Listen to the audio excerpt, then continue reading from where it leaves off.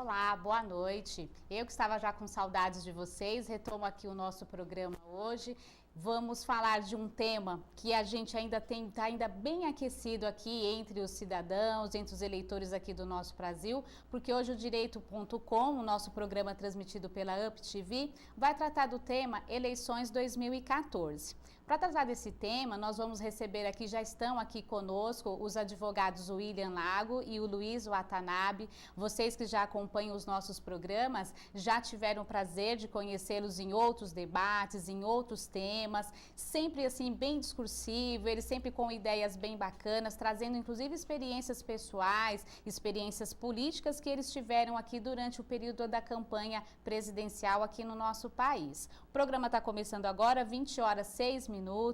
Quem não tiver tempo de assistir todo o programa ou quiser reprisar o programa, já sabe que pode nos acompanhar toda essa programação pelo YouTube, www.youtube.com, e clicando lá na parte de pesquisa, direito.com. E você também pode nos acompanhar pelas redes sociais, facebook.com, também faça sua pesquisa no programa direito.com e ali você tem acesso, pode interagir com a gente e, aliás, a gente quer a sua interatividade aqui com o nosso programa. Então, aí no meio da sua tela, você pode interagir, mandando suas perguntas, suas críticas, trazendo aqui, acalorando o nosso debate, que com certeza vai ser bem quente. Então, aí no meio da sua tela, você preenche com os seus dados, a cidade de onde você está falando e venha colaborar com o nosso programa. Como eu já falei, a gente está recebendo aqui o William Lago, ele que é advogado associado do escritório Picarelli Leonessa, advogados associados, estudou na PUC, processo civil na PUC, formou-se em políticas estratégicas, é presidente da Comissão de Cidadania e Participação Popular aqui da OAB de Santo André, porque o nosso estúdio é aqui na cidade de Santo André, e atualmente, além de atividades jurídicas e trabalhos sociais, ele também tem dedicado parte do seu tempo a administrar palestras sobre temas jurídicos. O Luiz Henrique Watanabe, advogado pós-graduado em Direito Constitucional, professor universitário, é autor do site Rascunhando Sabedoria e presidente da Comissão de Transparência e Acesso à Informação da OAB São Bernardo do Campo. Doutores, boa noite, muito obrigada. É um prazer para mim conhecê-los pessoalmente. Eu que só tenho eles de amigos só no Facebook, então agora eu já tenho eles pessoalmente. Agora, sejam bem-vindos ao nosso programa. Obrigado, é um prazer. Sempre que eu sou convidado, eu faço questão de vir aqui. Também é um prazer conhecê-la pessoalmente. A gente já conversou, já trocou várias mensagens pelo Facebook.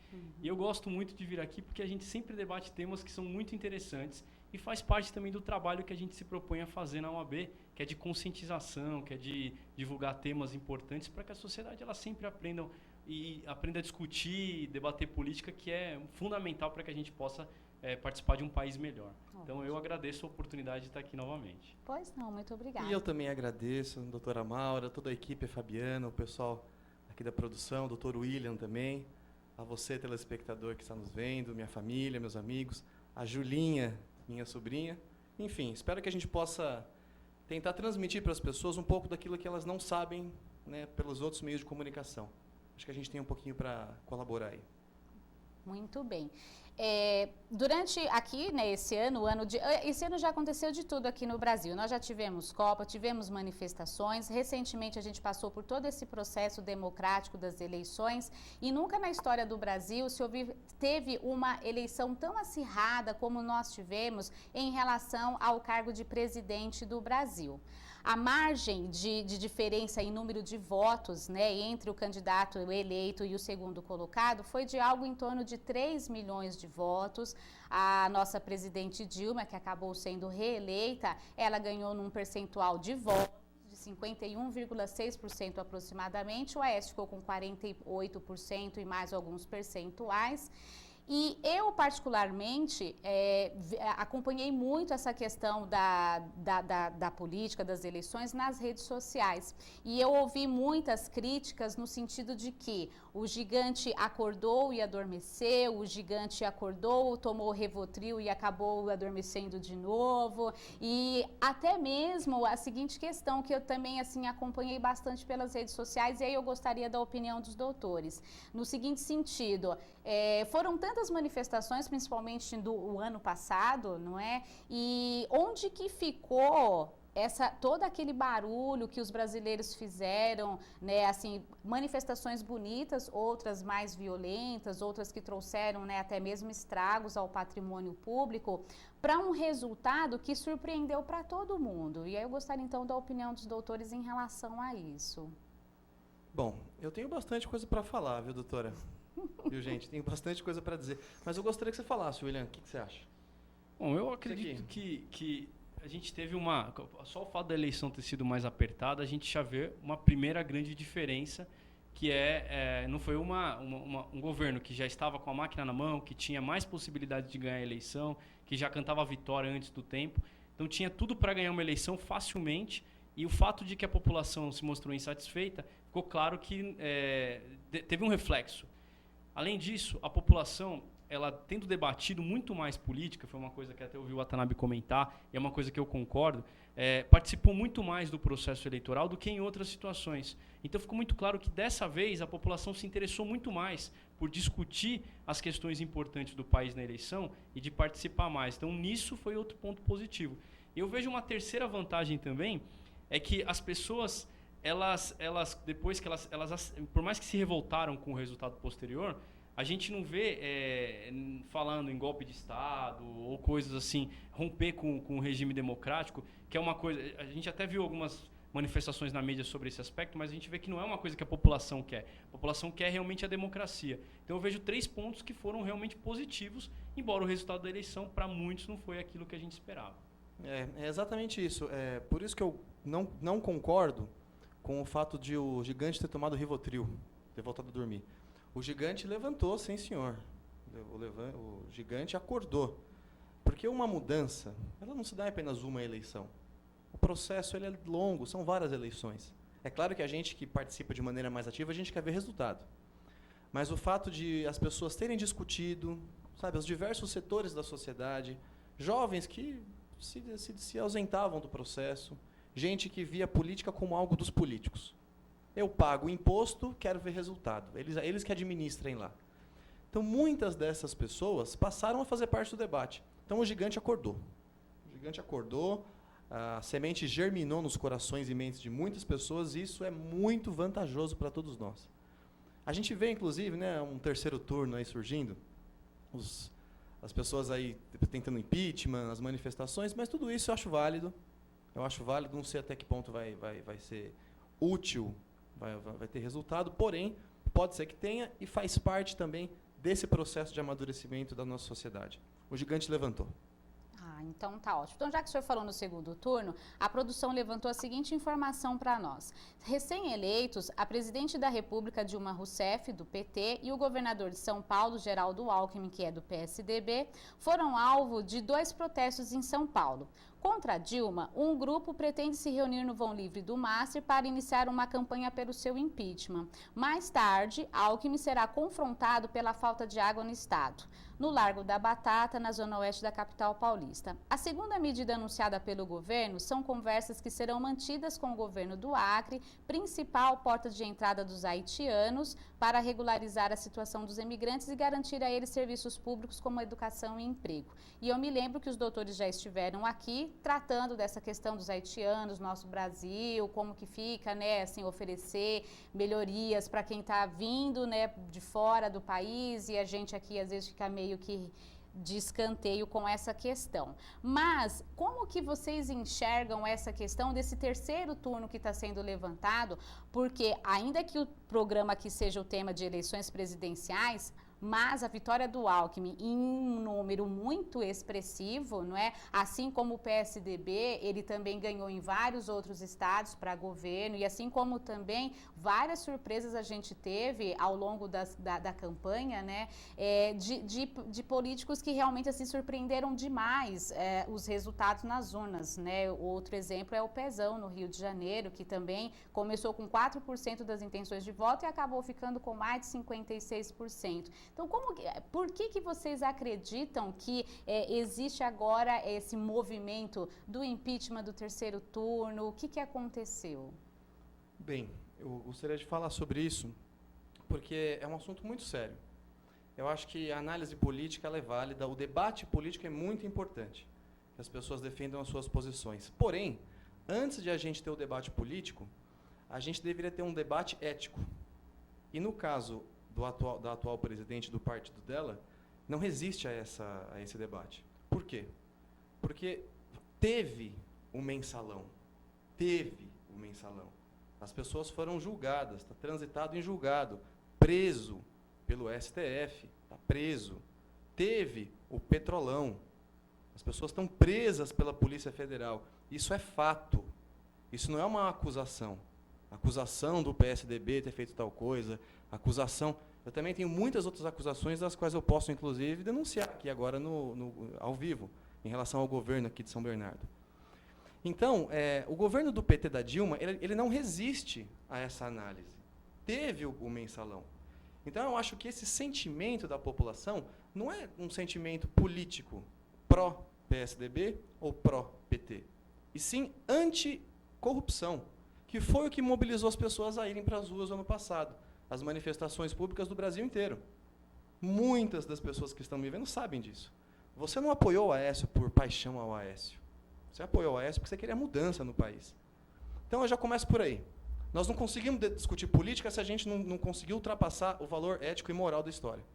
Então, isso que levantou, doutora, para mim, isso que mexeu com o brilho das pessoas. E aí, num segundo momento, vamos tentar ignorar isso? Vamos discutir política. Aí, sim, a gente pode discutir. Porém, eu vejo da seguinte maneira. Parte da população falou, não, desculpa, se governou bem, se governou mal, a gente vai discutir depois. Eu não quero ser cúmplice de mensalão e de petrolão. Eu vejo dessa maneira. Agora, com relação a São Paulo, que é uma coisa que é importante a gente colocar, eu acredito que o governo, a população de São Paulo disse, não temos um outro candidato que seja melhor do que o governador Geraldo Alckmin. Porque não confiava nos outros candidatos e talvez não queria o candidato do PT. Foi essa mensagem que eu observei pela votação tão expressiva que o governador teve. Porém, mesmo a população apoiando o governador, ela não quer dizer que ela dá um cheque em branco para ele governar da maneira que ele entender prudente. Tem que cobrar também. Se há uma crise, há um problema com água, o governador tem que vir a público e tem que explicar por que isso ocorreu, se houve ou não problema de planejamento, se houve problema de planejamento, o que vai ser feito para ser corrigido e como é que vão ser as propostas para os próximos anos. Porque agora ele vai ter mais 4 anos de governo e ele precisa solucionar esses problemas, dentre muitos outros, como o problema do metrô, a questão logística do transporte, a questão da segurança pública, que tanto é a demanda da nossa população de São Paulo, tantos problemas que a gente tem nessas áreas. Então o governador tem que também ser contestado, não é porque a gente não goste dele que a gente não vai deixar de contestar. E aí ele vai apresentar, vai esclarecer a público, porque o mandatário de um cargo público, ele tem que prestar contas para a população. Então ele tem que estar acostumado a ser contestado, ir a público e explicar o que ele tem de proposta para a população. Então, eu acho que é nessa linha que a população está se manifestando para que o governador esclareça para a gente o que ele pretende fazer. Mas aí, no caso, doutor William, eu penso da seguinte forma. Vou ser, assim, extremamente imparcial, né, para que a gente possa realmente promover aí os debates. E, assim, eu trouxe para vocês muito que eu ouço entre família, entre amigos, na rede social. No caso de São Paulo, que eu acredito que é o que acontece em outros estados aqui do nosso país, o PSDB está há mais de 2 décadas no governo de São Paulo e as coisas elas vêm se agravando cada vez mais.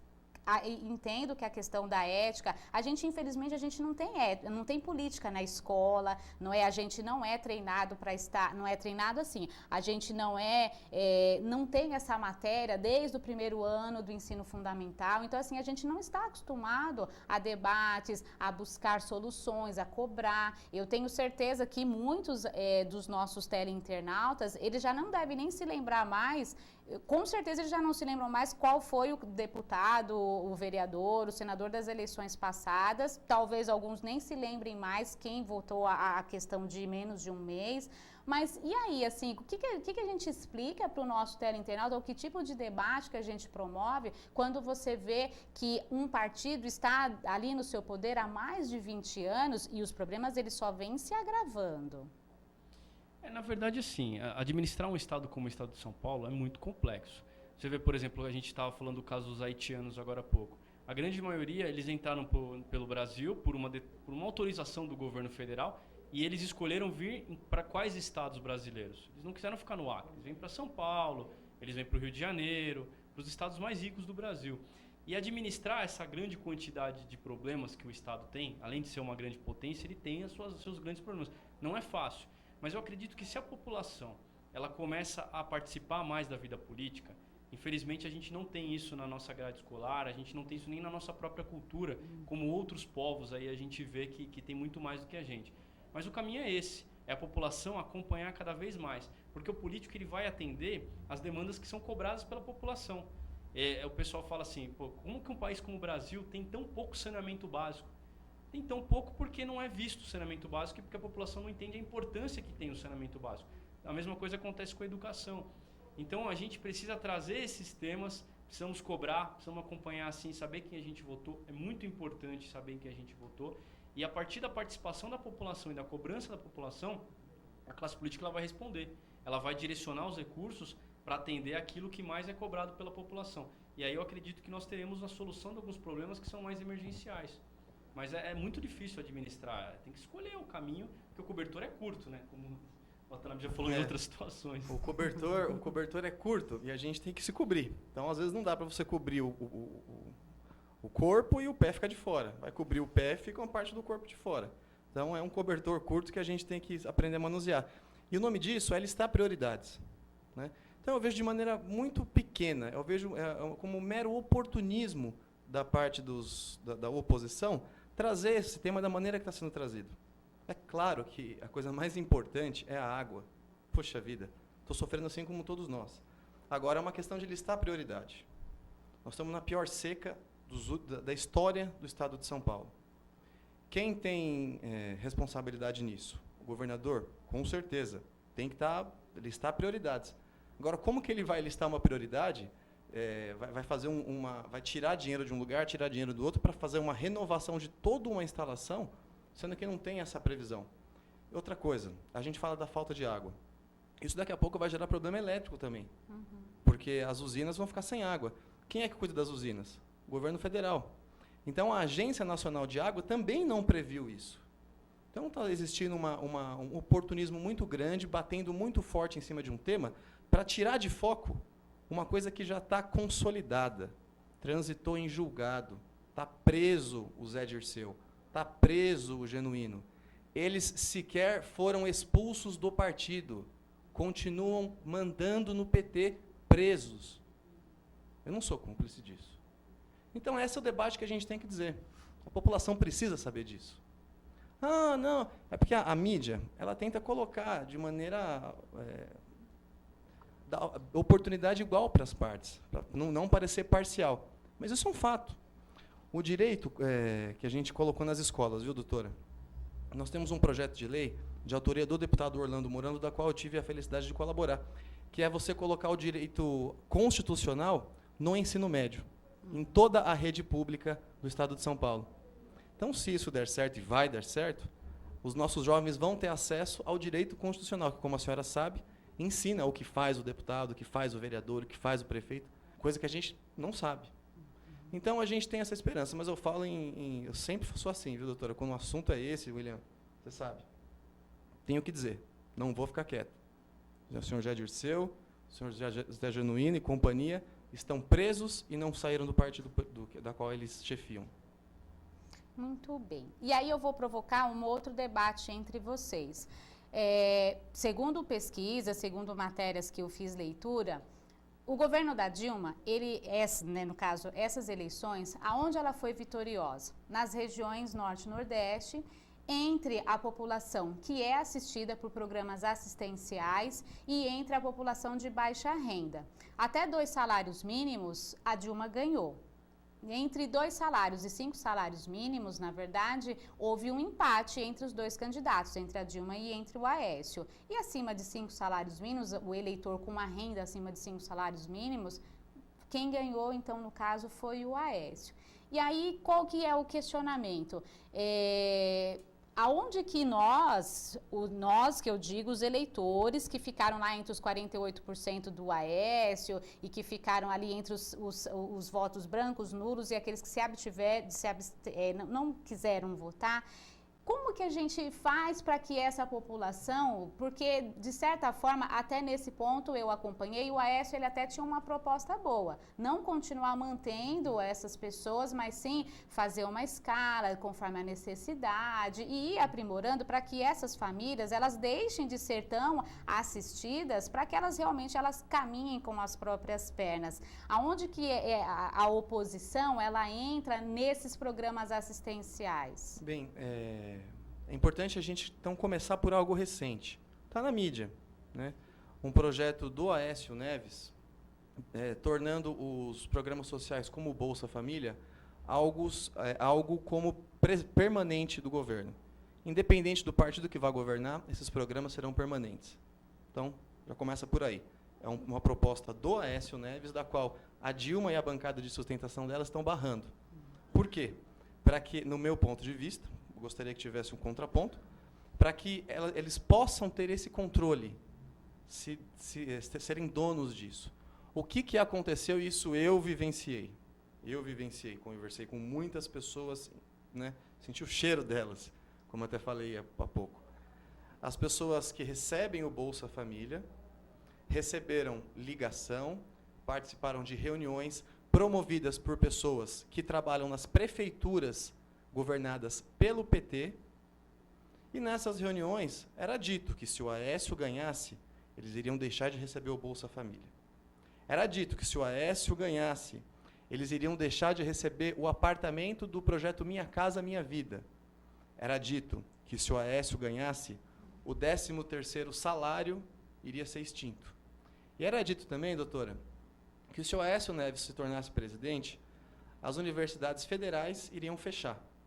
Então, quer dizer, a pessoa prestou o vestibular, ela passou, está estudando de maneira gratuita, adquirindo uma profissão. Se o Aécio Neves ganhar, eu corro o risco de perder.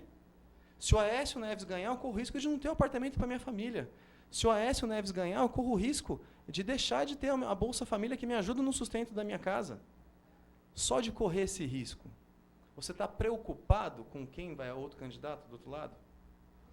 Despolitizou completamente o processo eleitoral. Instalou medo nas pessoas. Ainda que você tenha um contraponto, ainda que você tenha alguém que diga o contrário, o medo está instalado. O que tem de democrático nisso? Na dúvida, você mantém como está. Essa que é a realidade. E aí o importante é a gente ver que é o seguinte, mesmo com tudo isso, a eleição foi apertada. Quer dizer, grande parte da população, mesmo com esse medo, com as mentiras, a gente, no primeiro turno, observava aí o quanto de boca de urna que foi feito na eleição. Eu cheguei a chamar a polícia várias e várias vezes. O pessoal com a camiseta vermelha, com o material da Dilma, e a polícia vinha, tirava, passava 15 minutos, o pessoal voltava de novo fazendo boca de urna. Então, assim, a população brasileira, em grande parte, disse que não queria mais esse modelo de fazer política. Doutora, antes da sua, é importante falar, viu, William? O voto nulo, mais uma vez, decidiu as eleições.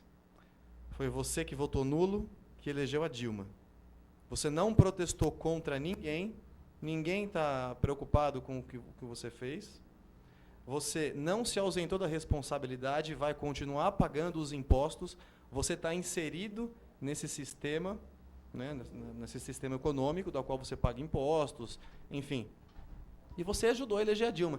Então, todo esse desconforto, toda essa mudança, esse inconformismo, se manteve pelas pessoas que votaram nulo.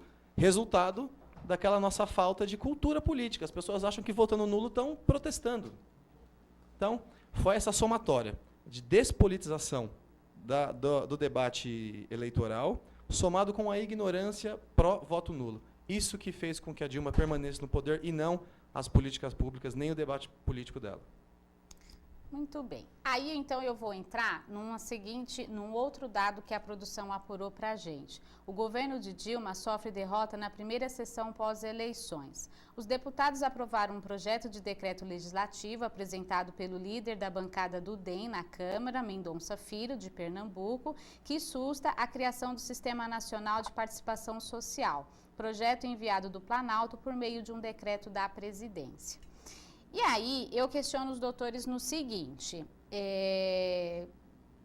se a gente também, nós já fizemos a nossa oposição, e nós, eu quero deixar claro que nós, o eleitorado dos 48,6%, se nós já fizemos oposição em fazer uma eleição tão acirrada como essa que foi, se a gente também, assim, começar a protestar tanto no governo da Dilma, a gente também não vai acabar, assim, prejudicando que ela realmente consiga idealizar as propostas dela de melhoria, de retomar o crescimento do Brasil, de, enfim, melhorar todo esse cenário político que vem se alastrando, principalmente no último ano? De forma alguma. Que no primeiro momento a população ainda está com essa coisa do rancor, porque a eleição foi uma eleição pesada, foi uma eleição que muita gente ainda não conseguiu digerir o resultado da eleição, porque foi com muita vontade de querer mudar e ver que o país não está bem e tentar dar contribuição para que o país mudasse. Mas eu vejo que com o tempo a população vai se conscientizar que esse é o governo que nós temos. E aí nós temos que ser contra aquilo que não é bom para o país. É uma coisa que é importante. Agora, aquilo que for bom, por exemplo, esse projeto. Do meu ponto de vista, eu acredito que um projeto dessa importância, não estou dizendo que ele é bom ou não, tá? Eu acho que ele é ruim. Mas um projeto com uma modificação relevante como essa não deveria partir de origem de decreto. Tá. Deveria ser um projeto que se partiria de um projeto de lei para ser debatido no Congresso e aí depois, eventualmente, se tornar lei. Agora, o mérito do projeto, do meu ponto de vista, não é bom, porque eu li o projeto e acredito que ele tiraria algumas competências do Poder Legislativo, que é o poder constituído democraticamente para poder legislar no nosso país. Infelizmente, ele é exatamente isso que eu ia dizer. Exatamente isso. Sem entrar no mérito do projeto, nós temos 3 poderes: legislativo, executivo e judiciário. É para isso que serve o legislativo. Para discutir, para debater, para dizer sim quando é sim e não quando é não. Não para dizer amém para governante. Então, eu acho de maneira muito tranquila. Esse e outros projetos, eu acho que a Câmara e o Senado também, o Congresso deve sim debater, deve sim dizer não, deve sim dizer sim. Tem que mostrar para que veio, mostrar para que foi eleito, mostrar para que tem tantos assessores, mostrar para que tem tanta estrutura. Tem que trabalhar. Então, eu acho que é bom também pelo seguinte fato, mostrar que está vivo, mostrar que está vivo. Não é simplesmente dizer amém para tudo que vem do governo. Ela é presidente. Nós vivemos no presidencialismo, não vivemos na monarquia, ela não é rainha. Então, nós temos sim que debater. E eu sou adepto também da mesma ideia do William, nesse caso. Não acho que seja um projeto positivo para o Brasil. De maneira alguma. Tá, entendi. E aí, ainda para instigá-los ainda mais, eu queria saber de vocês a seguinte opinião. Uma vez que a gente tem um governo, porque a gente sabe que, como a gente acabou de ver aqui por essa notícia, ela, lógico, ela está submissa a todo ali, né, o poder legislativo, ao Senado, ao Congresso, todo esse emaranhado aí, ela não faz nada sozinha, não é? Então, assim, ela depende dos aliados, ela depende, então, de todo esse arsenal de políticos em volta dela, que é realmente quem acabam opinando, faz aqui, faz ali, aprovo isso não é bom, etc. e tal. De que forma que ela vai, assim, como que vocês idealizam um governo partindo da presidente que a gente reelegeu, a Dilma, que vai ficar aí mais 4 anos, se ela não sofrer nenhum impeachment, se não acontecer nada com ela, qual que é o ponto de partida que ela, com toda a sua base, deve ter para que se governe em favor do povo? É um ponto que eu acho que faltou muito claramente nessa campanha por parte do governo, foi ter apresentado um conjunto de propostas claras do que ela pretende fazer para o país. Porque, assim, a gente discutiu se queria que o PT continuasse ou não, mas existem alguns temas muito importantes que precisam ser ditos, que o Brasil está passando por um dos momentos mais difíceis da sua história recente. Hoje nós temos um crescimento baixíssimo, nós temos uma inflação altíssima, isso quer dizer que anualmente nós estamos perdendo empregos, nós estamos perdendo dinheiro, nós estamos perdendo poder de compra, está ficando muito mais difícil a gente viver no Brasil a cada dia que passa. E o motivo pelo qual isso tem acontecido, as causas que levam a isso, não têm sido discutidas. Que é um sistema tributário com uma cobrança de impostos totalmente caótica, é difícil pagar imposto no Brasil, além de a gente ter uma carga tributária que é alta, que é quase 40% do nosso PIB, que é uma carga tributária, quer dizer, um conjunto de impostos que são equivalentes a países super desenvolvidos, com uma social-democracia altamente qualificada, com serviços públicos muito bons, que não é a realidade do Brasil. Então, assim, são pontos que a gente precisava que fossem discutidos. A questão da infraestrutura, por que se gasta tanto dinheiro com custeio, com manutenção da máquina pública, com cargos, e gasta-se tão pouco com investimento, que é o que faz com que se melhore as condições de locomoção no país, para você pegar um produto, levar de um lado para o outro, a questão logística. Isso daí não foi resolvido e não foi nem proposto pelo governo como que vai se solucionar. Então isso é muito grave. É uma discussão que não foi feita, que o governo deveria apresentar e deveria já ter debatido isso com a sociedade na campanha. Uma vez que não debateu agora, tem que apresentar para que os parlamentares que concordem com essa linha mestra de propostas, eles possam seguir o governo. E não entrar na base do governo por troca de cargos ou mensalão, como tem acontecido aí no passado. A Dilma despolitizou o processo democrático, despolitizou a eleição. E instalou o medo nas pessoas de perderem os programas sociais. E instalou o ódio nas pessoas, dizendo que o Aécio parecia com o Collor. Falaram isso. A senhora ouviu. O telespectador também. O Aécio era parecido com o Collor. O Aécio era mulherengo. O Aécio era cheirador. O Aécio isso, o Aécio aquilo. E mais, o Aécio só governa para os ricos. Ele é contra os pobres. Então, quer dizer, um governo que foi eleito com essa base, com esse argumento, não vai esperar ter estrutura política para governar. Não adianta. E a gente não votou só para o presidente e para o governador. Nós votamos também para os deputados estaduais, deputados federais e senadores. Então a gente tem que acompanhar o que o nosso deputado está fazendo. Ele apoiou essa proposta? Ele é contra essa proposta? O poder é nosso. Sistema democrático. Parágrafo 1º aí do artigo 1º da Constituição. Né? Estado democrático de direito. Então o poder é nosso. O que o nosso deputado está fazendo? Para mim, a Dilma perdeu a eleição. O que ganhou foi o medo. Então, que ela consiga reverter, fazendo programas bons, favoráveis, e convença o Congresso de votar a favor dos projetos dela. Se fizer errado, vai votar, vai perder. Sim, espero, né?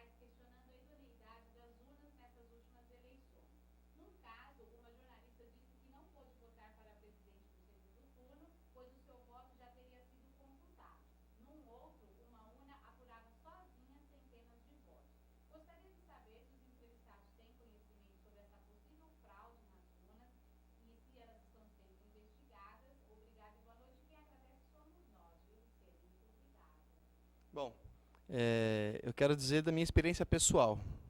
Eu disputei a eleição em 2012 e eu identifiquei 6 urnas das que não foram computados os votos meus. Pessoas que faziam parte da nossa campanha foram lá, depositaram o voto e esse voto não foi computado. Existe sim, Luiz Henrique Watanabe está assinando, existe sim fraude nas urnas. Entretanto, não é tudo fraude. O sistema não está completamente corrompido. Então fica difícil a gente simplesmente pregar contra a urna eletrônica, porque é o que a gente tem. É o que a gente tem. Vamos ganhar do jeito que a gente pode ganhar. Não quero simplesmente pregar contra, agora vamos se ausentar e por fim, não. Mas existe sim as fraudes, e isso, de certa forma, foge um pouco do nosso controle. Eu espero que a gente possa amadurecer cada vez mais e mais as pessoas participarem. Existe fraude, mas nós não podemos aceitar se ausentando. Agora, vamos colocar uma questão importante aqui. Mesmo que exista dúvida se há fraude ou não, porque isso é uma questão que está na cabeça de todo mundo. Toda a população do Brasil quer saber se realmente a gente pode confiar ou não nesse processo eleitoral, que é um processo que aparentemente é eficiente, rápido, que nos dá orgulho de ter um processo através de urnas eletrônicas, mas o TSE perdeu a grande oportunidade de poder fazer a auditoria que foi requerida pelo PSDB, ao invés de criticar, dizer que não tinha fundamento.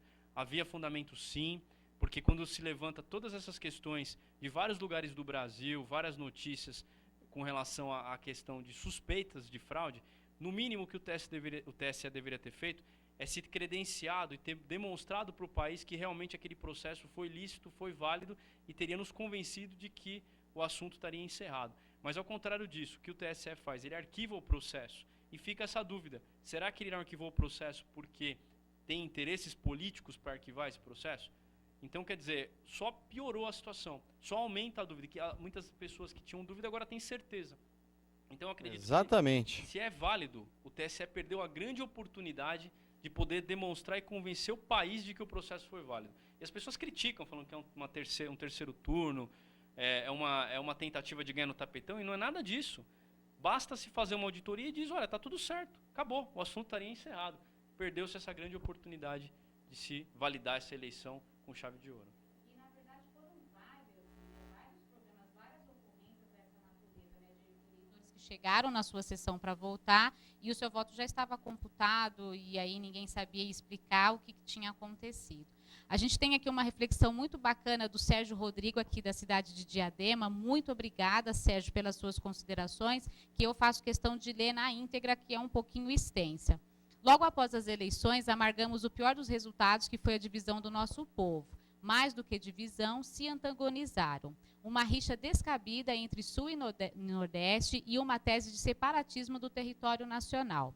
Voltando um pouco no tema, verificaremos que o senhor Lula, que outrora já foi presidente da República, foi militar no Nordeste em prol da campanha de Dilma, e este, por sua vez, não mediu o vocabulário em seus discursos, apelando para as coisas mais absurdas, incitando uma divisão de classes como nós contra eles, a madame não suporta a ideia da empregada usar o mesmo perfume que ela, e outras falácias mais que registradas na internet.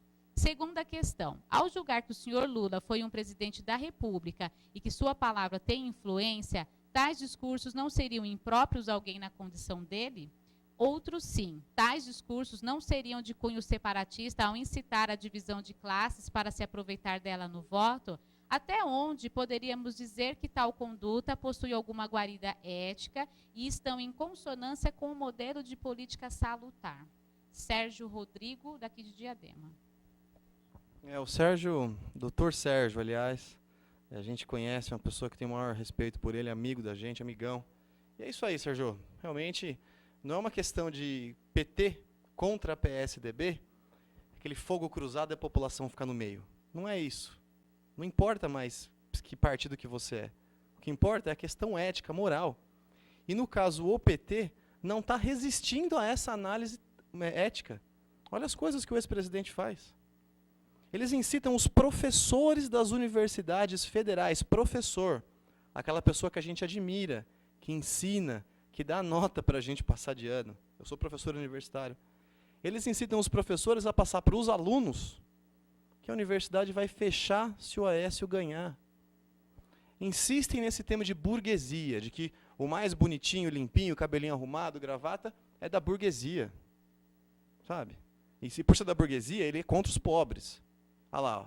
Olha o Watanabe lá, ó, bonitão lá, com a gravata, tudo certinho, o cabelinho dele lá. É burguesia, ó. Ele não quer saber dos pobres. Você vai votar nele? Quer dizer, esse tipo de postura, doutora, esse tipo é totalmente destrutivo para a democracia. Despolitiza a discussão eleitoral. Certo, doutor William? Eu queria mandar um abraço para o Sérgio e falar que realmente foi um texto aí muito prudente, muito bem colocado e muito bem escrito. E, Sérgio, lamentavelmente, um ex-presidente que disse que iria dar exemplo de como um ex-presidente deve se comporta dessa maneira. Ele se comporta exatamente da maneira contrária que se espera que um ex-presidente se comporte. Ele despolitiza o debate, ele inverte tudo que ele já falou em toda a história dele, ele mente. Quer dizer, é exatamente o contrário do que a gente espera. E o partido dele acaba seguindo essa mesma linha. Infelizmente, em vez da gente discutir propostas para o Brasil, o governo atual apresentar propostas, soluções para os nossos graves problemas do Brasil, eles fazem exatamente o contrário. Mas ela apresentou. Eles pioram o debate, eles pioram a discussão, atrapalham. William, ela apresentou. Para acabar com o desemprego, você, pós-graduado, que já tem o curso universitário, você pode fazer o Pronatec. Você pode fazer um ensino técnico para adquirir uma profissão nova. Ela apresentou as propostas. Então, quer dizer, não podemos ir contra. Ela apresentou propostas. Ou não apresentou, ou você não soube disso também, não viu no debate ela apresentando isso. Mostra o despreparo de uma presidente que queria Então, olha, se reeleger gente, e não tem condições. Realmente. doutora, a senhora percebe, não dá para ser imparcial. Eu estou do lado do Brasil.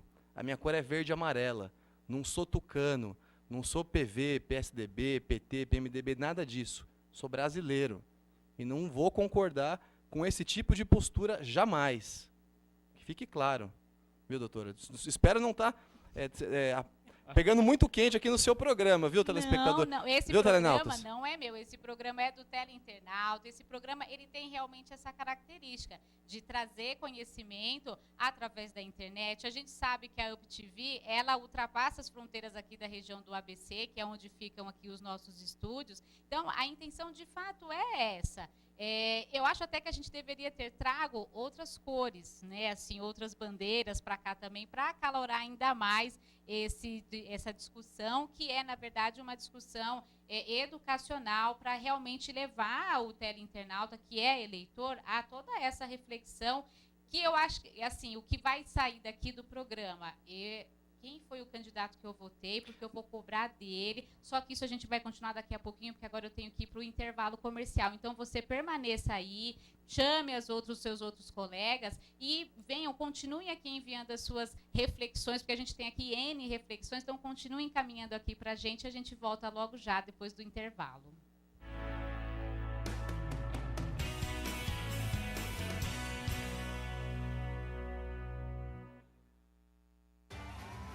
Motorista que sabe curtir o carnaval. Dirige na boa, sem pressa. Não pega o volante quando bebe e nem corre risco à toa. Infelizmente, nem todos são assim.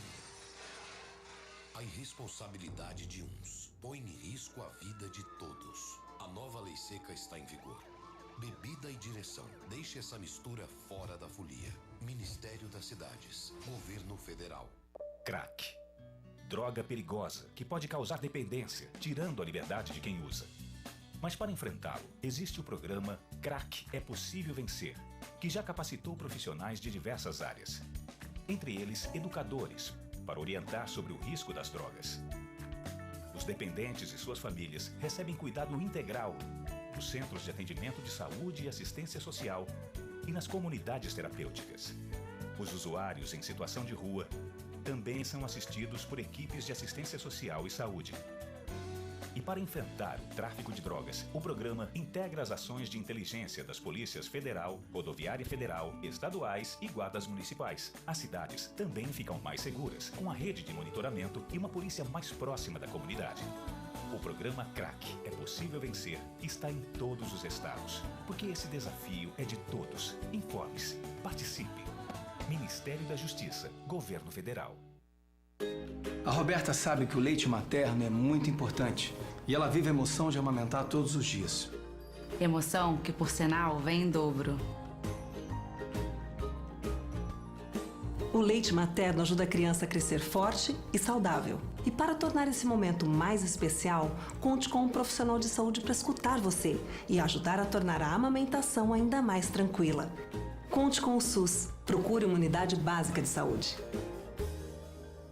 Todos os dias, meninas e meninos são vítimas de muitas formas de violência. E o pior é que muita gente finge não ver nem ouvir e silencia. Não desvie o olhar. Fique atento. Denuncie. Proteja. A responsabilidade de proteger as crianças e adolescentes é de todos. Procure o Conselho Tutelar ou Disque 100. Secretaria de Direitos Humanos, Governo Federal.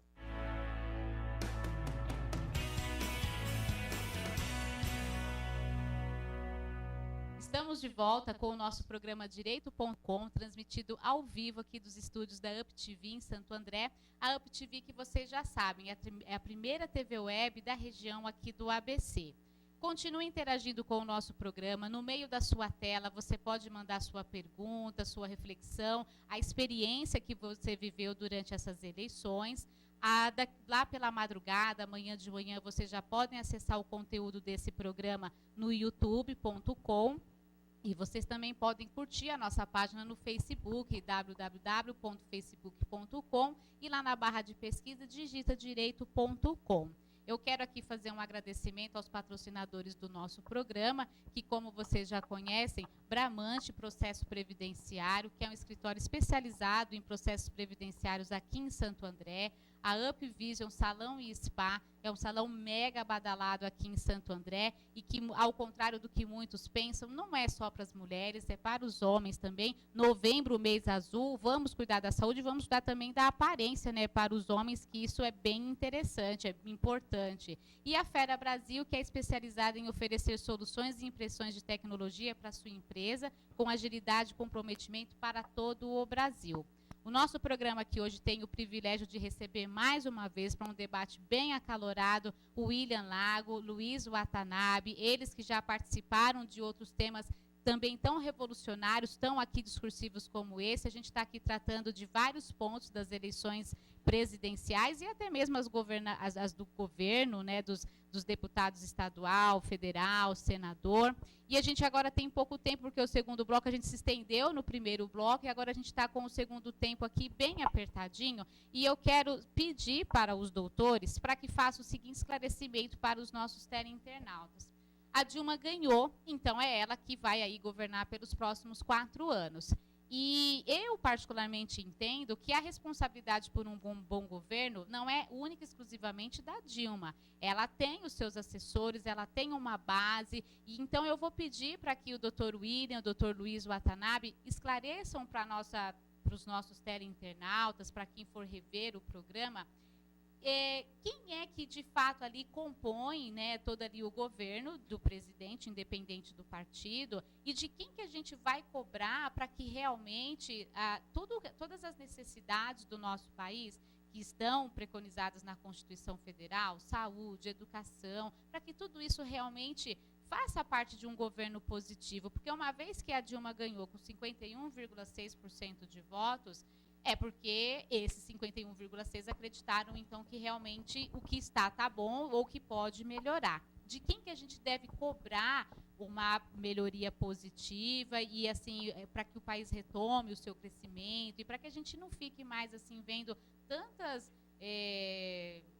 como que eu diria, tantas ofensas como a gente viu durante todo aí o período de campanha. Se falava mais do que o outro fez de errado, do que necessariamente do que qual era a proposta que tinha, o que implementar. Então, assim, de quem que o teleinternauta vai cobrar para que efetivamente o governo Dilma, agora no seu segundo mandato, funcione?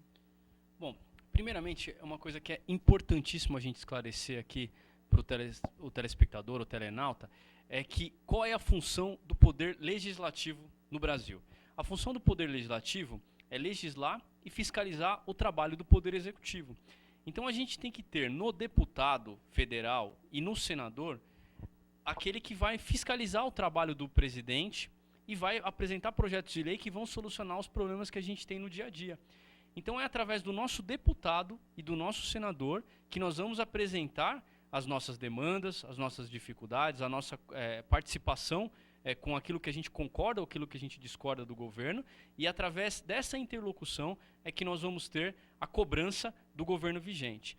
É importante que a gente saiba, como o Watanabe sempre coloca, que o processo eleitoral não se encerrou agora. Ele apenas é um processo que está em constante aperfeiçoamento. Em 2016, nós vamos ter eleições. E aí nós vamos votar no prefeito, vamos votar nos vereadores. E o vereador, tal como o deputado, ele tem que fiscalizar o trabalho do prefeito. Então a gente tem que acompanhar o trabalho do legislativo e apresentar as nossas demandas para o poder legislativo para que ele faça a cobrança e apoie os projetos que a população entende que são bons para o país e recuse e reprove aqueles projetos que a população entende que não fazem parte daquilo que a gente acha que é positivo para o país. Bom, doutora, eu acho o seguinte, quem votou nulo, você que votou nulo, você pode reclamar para o Papa. Liga lá para o Papa e reclama para ele, porque você fugiu. O Brasil te chamou e você fugiu. Você não faz parte do povo brasileiro, você não é cidadão, você fugiu. Ah, mas eu pago os meus impostos, tenho direito, você fugiu. Política não é um serviço que você paga, política é um serviço, é uma nação. Você devia ter vergonha e vai reclamar para o Papa. Você que votou no PT, obviamente, vai cobrar do PT. E você que votou no PT por medo do PT, repense o que você fez. Eu acho que a Constituição, doutora, ela definiu muito bem, né? O que é de prerrogativa da União, o que é de prerrogativa do Estado, o que é de prerrogativa dos municípios. As diretrizes macroeconômicas são dadas pela União, pelo governo da Dilma. E, obviamente, pelos deputados e senadores que fazem essa fiscalização e as leis necessárias. Mas quem mexe na nossa vida, os serviços públicos, aquilo que é mais próximo da gente, são as prefeituras. Então, agora é hora de a gente aproveitar, canalizar essa energia e fiscalizar aquilo que acontece próximo da gente, nas prefeituras. Independente do partido, se é do PT, do PSDB, do PMV, PMDB, PPP, o importante agora, gente, é a gente ver se estão trabalhando direitinho, se estão atendendo às expectativas. E olha, doutora, eu falo mesmo, esse papo de burguesia, para com isso. Não é porque o William é bonito, olha, ele está cheiroso também, viu, gente? Não é porque o Watanabe tem a gravata aqui. Né? Não é porque a gente tem essa aparência que a gente é contra os pobres, que a gente é a favor da burguesia, não. Eu sou atleta, luto jiu-jitsu. Lá dentro do tatame, nas 4 linhas, não importa se você é negro, se você é branco, se você é rico, se você é pobre, se você é bonito, se você é feio. A regra é a mesma para todos. Não tem como comprar, tem que ir lá e fazer. É com essas pessoas que eu divido. É assim é o povo brasileiro. O povo brasileiro é o fruto da miscigenação de raças do mundo todo.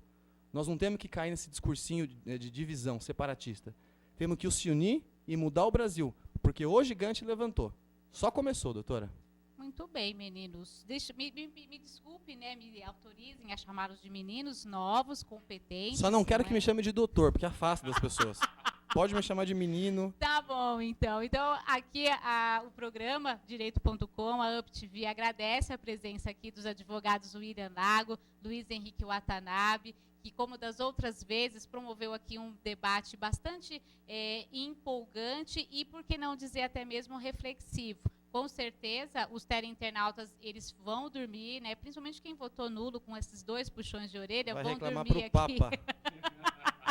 Então, eu agradeço em nome da produção, em nome do programa, em nome da doutora Adriane Bramante. Espero tê-los outras vezes aqui no programa, espero poder entrevistá-los novamente. Tenham sucesso nas chamadas aí no Ministério de levar esse conhecimento, né, a toda a população que precisa, porque assim a gente espera, então, que nas próximas eleições a gente tenha mais consciência para votar.